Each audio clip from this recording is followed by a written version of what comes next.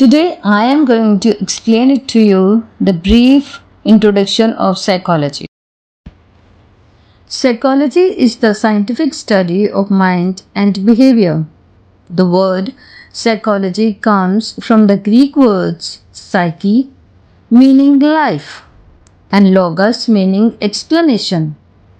So it explains about our life since it is part of our life, so we need to know about it. Let's see the history of psychology when it was officially started. So people have been thinking about the causes and mechanisms behind human cognition, thought and behavior for millennia. Greek physician Hippocrates, he developed his theory for four humors, basically those are the liquids, over many years. So the first is blood. So people, those who got a lot of blood, said to be courageous and playful. And the second is yellow bile, means yellow liquid. If you got it, so you are ambitious and restless. And the third one is black bile. So people who got a lot of black bile in their body, they are quiet and serious. And the fourth one is the phlegm, that is mucus. And having excessive mucus in your body was said to be quiet and thoughtful. So the modern psychology may be said to have started during the 17th century at around the same time that biology and medicine were emerging as scientific disciplines. For example, the French philosopher, mathematician and scientist René Descartes proposed that many human instincts and behavior arise from impulses in the brain. Even he said that specific neural home for the soul is the pineal gland, which is located deep within the brain. William Wundt was a 19th century German physician who established that we now consider to be the world's first psychology lab in 1879. You can see the picture on the right side. In this lab, people acted as both the subject and the experimenter in their own experiments through a method called introspection. For example, listen to a tickling of a metronome and then report on their own sensations of hearing and perceiving the clicks. Wundt developed an approach that came to be called structuralism. So what is structuralism? That is the belief that all of our thoughts and other mental processes can be broken down into simpler component parts. After the first lab, we are going to talk about the first class conducted by William James in 19th century at Harvard University in 1875. He introduced a book, Principles of Psychology, and in which he covered a lot of and a wide range of topics including feelings, desires, cognitions, reasoning and decisions.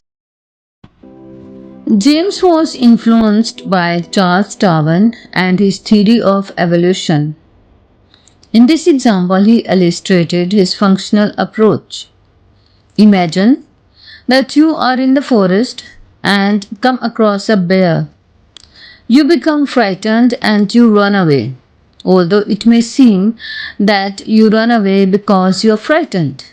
James proposed that the chain of causality actually goes the other way, namely, you see the bear and then you run away. Your body then interprets the sensations that come with running away as fear. This focus on the functions of psychological processes applies to not only emotions but also to other mental processes including cognitions, consciousness and behavior. Sigmund Freud was a doctor and a neuroscientist in the late 19th and early 20th century, who is most notably remembered as the founder of psychodynamics, or the idea that there exist mental events that drive behavior without being available to conscious awareness.